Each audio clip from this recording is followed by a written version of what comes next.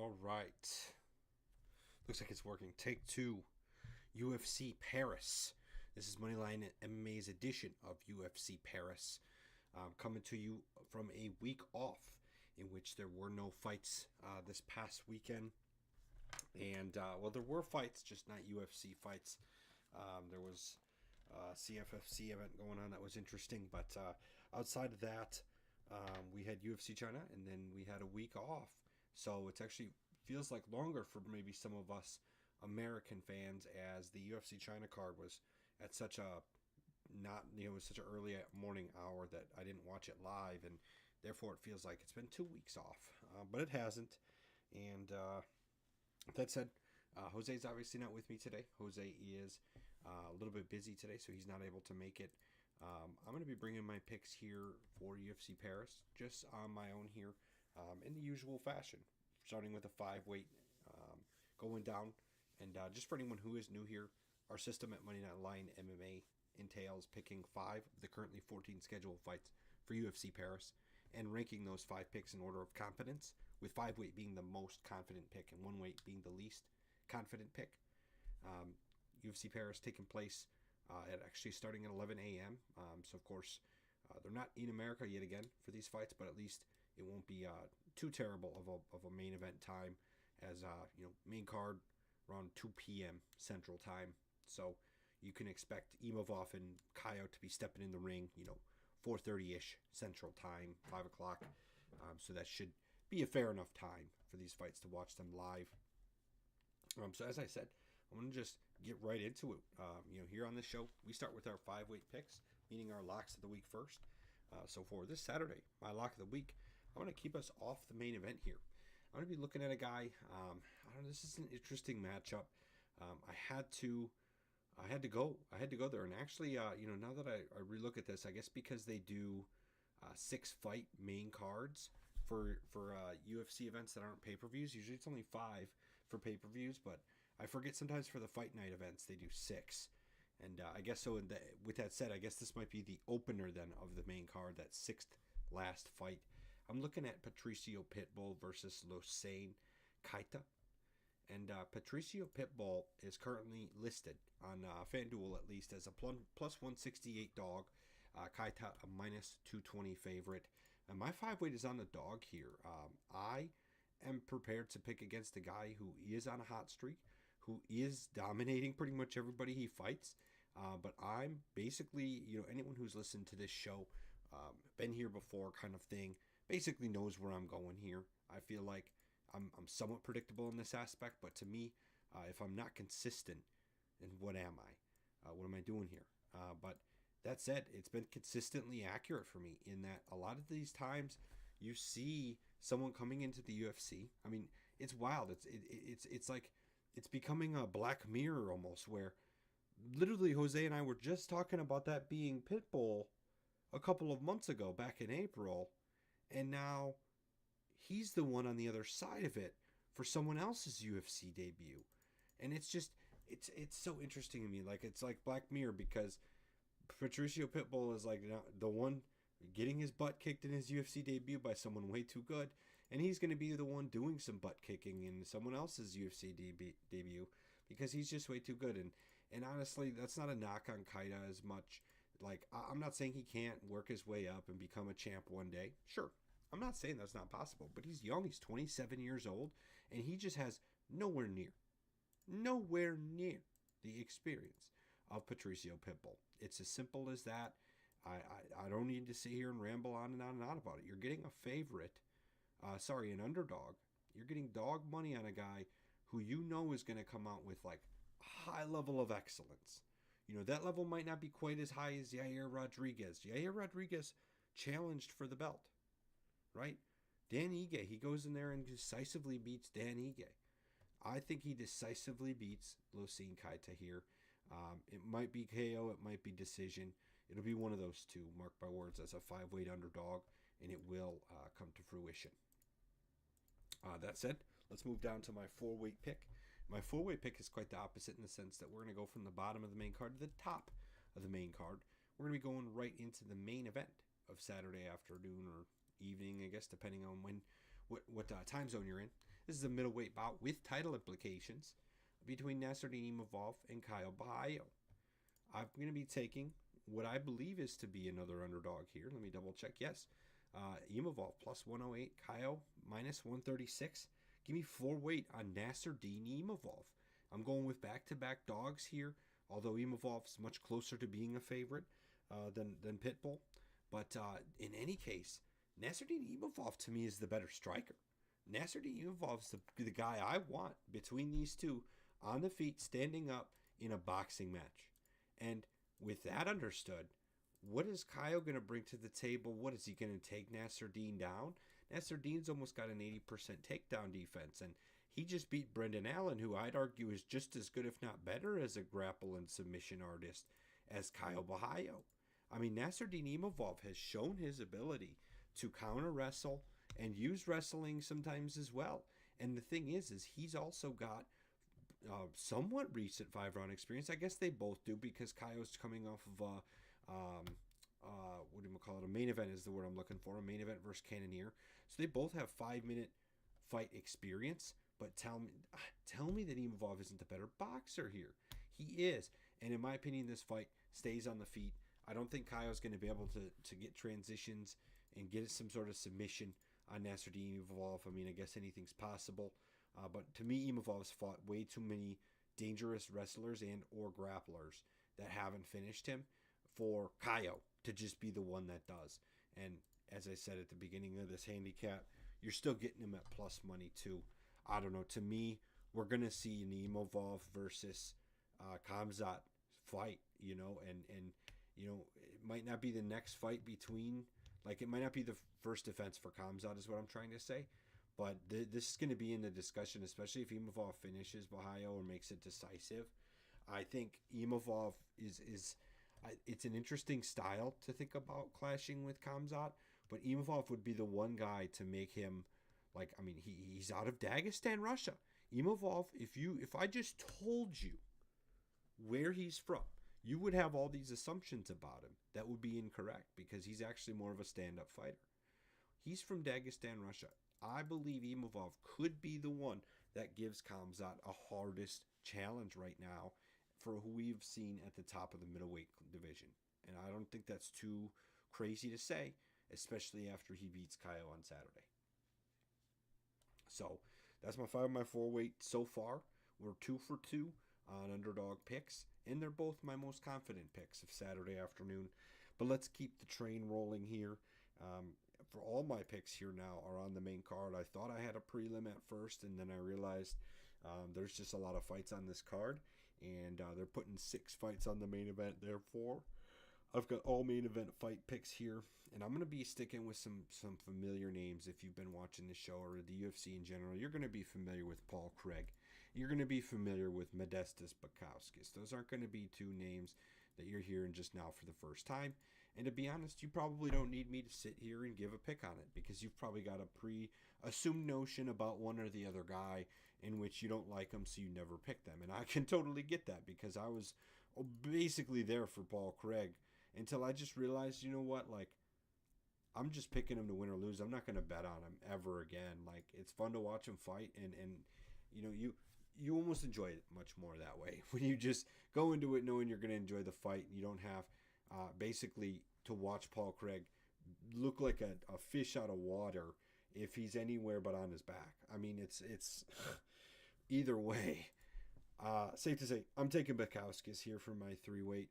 Bukauskas is listed as the favorite, so somewhat heavy favorite at minus 330. Paul Craig plus 240. So this is a favorite I'll agree with, and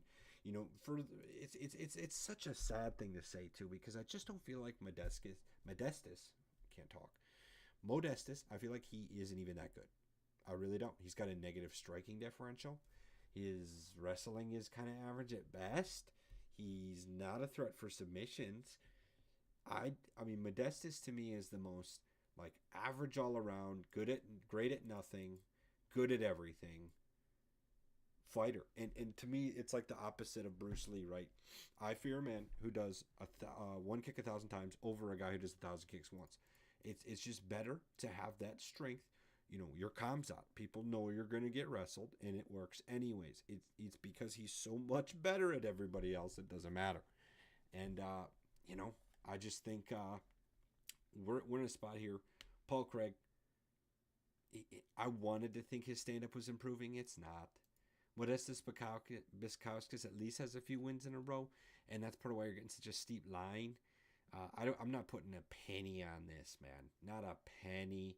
I don't have any confidence in Bukowskis, but with my money at least. But as far as a pick goes, this is almost as straightforward as it goes. Paul Craig just hasn't been able to put it together lately, and I don't think he has any strengths that are going to really get to Modestas in any way. Because, like I said, Modestas is good at everything. That's it. Not great, just good. And that'll be good enough to keep Paul Craig at bay and get that decision win most likely. Boring fight. Probably going to be one of the more boring fights on the entire card, sad to say. Moving on to my 2-weight pick. That covers 3 of my picks for Saturday afternoon. And 2-weight for me, I'm going to go with Mason Jones. Mason Jones and Balaji Oki are fighting in a lightweight bout. I believe the 4th last fight of Saturday. Depending on where you're looking, it's actually listed as the feature bout on some websites and not on others. Either way, I'm picking Mason Jones to beat Balaji Oki here. Obviously, it's a 2-weight pick. I'm not extremely confident in that pick, but I do like Mason Jones. He's a minus 146 favorite. Oki, a plus 114 dog. So I've now evened it out. 2 favorites, 2 dogs, with the 2 highest weights being dogs. I'm looking at Mason Jones here. He's coming off of a win that I enjoyed seeing. I mean, he pretty much through and through dominated Jeremy Stephens. Now, yes, that's a pretty end of career washed up, Jeremy Stephens. So I can't act like it's that impressive. But Balaji Oki, I mean, loses to Chris Duncan in the first round and then wins a decision against Michael Aswell back in May. I mean, I at least like what I've seen out of Mason Jones's experience. I like what I've seen out of the fact that he's never been finished. Oki's been finished via submission once, of course, in the first round by Chris Duncan. I think Mace Jones is just slightly better here, and he's going to be able to get a decision win. I'm not sure this fight gets finished. Neither of these guys are necessarily step on the gas and go for it kind of guys. So I would actually anticipate it to go over, especially over 1.5, but I'm thinking it's going to be likely 2.5. And you'll have to take an over 2.5. That might be a better bet to make than picking either one of these guys. But I would say Mason Jones most likely by decision. I think he kind of stands and boxes it out. And mixes in wrestling as well. That's the main reason I think he stands out from Oki. Because Oki actually has a somewhat solid striking differential. Now that's partially because of the opponents he's fighting against. But Mason Jones landed 8 takedowns against Jeremy Stephens. So if he's able to get even a quarter of that kind of momentum on the ground, wrestle, get a round or two's worth of points, that'll make all of the difference for him getting that win. Last but not least, my 1-weight pick for Saturday afternoon, a guy that I couldn't leave off my board as, he very recently is like the end of last year or middle of last year was like one of the bigger prospects the lightweight division's seen in some time. And what's interesting is he's now basically fighting against the new version of what he was a year ago or so. I'm talking about Benoit Saint Denis versus Mauricio Ruffi. And yeah, Benoit Saint Denis, before he took that loss to Poirier, oh boy, was he on a hype train. He had finished Frivola, Thiago Moises, and Bonfim. He ended Bonfim's big time streak, I'm pretty sure, of being undefeated, and then took Thiago Moises and the steamroller back to back. And then it was Dustin Poirier that had to say, hey, hold up, little kid, you're not that good. But it just feels like yesterday when he was one of the biggest hypes in this division. And since that loss to Poirier, he took another loss to Renato Moicano and then beat Kyle Prepolek. And that was a very clear, get this guy out of his mojo kind of fight, kind of matchmaking. You got to go back to what I've said it over and over. The UFC will matchmake according to what kind of overall storyline they would be interested in. And in this case, Benoit Saint Denis was coming off 2 straight at UFC losses when he was, before those losses, one of the biggest potential stars. And what are you going to do? You're not going to put him up against, someone like Holloway, or you're going to put him against someone who's just got huge power right away. You're going to put him up against a guy like Kyle Prepolek, and then he'll get a little confidence, and then you put him in the shark's nest or whatever, the infested waters with Mauricio Rufy, a guy who's coming off a first-round finish of Bobby Green. He absolutely dusted Bobby Green. There's a big-time reason Mauricio Rufy going to this is minus 225, and BSD is plus 172. That one fight, this last fight, was a big reason. I bet you without that first-round finish against Bobby Green, it's almost even line. But people saw that, and they were like, dude, this guy is a killer, and they're not wrong. They are not wrong. Mauricio Rufy is a dog. He's 29 years old. Him and Saint Denis are basically the same age, but Rufy's not at all old. He's got time to continue improving. But the thing that I'm almost like a little hesitant with Rufy on is that, he has power, but I feel like he kind of puts his chin out there, and he takes a lot. Just look, he's had 4 fights in the UFC, and granted, 3 of them have finished early, but a total of 8 rounds worth of fighting in the UFC so far, right? And he's got basically an even. It's slightly negative, but we'll basically just call it an even striking differential. So he's hitting as much as he's landing or taking, which is okay. But usually you'd want to see more. Usually you especially out of a guy who you're relying on getting a KO, you're gonna need him to get a little bit more output. Unless it's like Derek Lewis, right? You don't really care because Derek Lewis could land one punch in the entire fight and get the win. But there aren't many people who can just go in there and land that one right swing. And although Rufy's got power, I don't think he's just Saint Denis is going to be a one-shot finish kind of guy. So for this, if it isn't already somewhat clear, kind of based on the direction I'm taking it, I'm taking one weight on Benoit Saint Denis. This will be my 3rd underdog pick of Saturday, plus 172 at Benoit Saint Denis. I like that. I'm not ready to give up. Just because he lost to Poirier and just because he lost to Moicano, 2 guys who have obviously either been interim champs or challenged for the belts, right? Those aren't bad losses to take. And he finished Prepolek. It was in the 2nd round. You'd have loved to see a first-round dusting. But he finished him. He didn't make the judges decide. He didn't sit there and make it close or anything. He still finished him. Rufy, he's coming off a finish against Bobby Green, but in all reality, other than that, a James Yontop, decision win, okay, that's fair. Jamie Mularkey, finishing Jamie Mularkey is pretty impressive.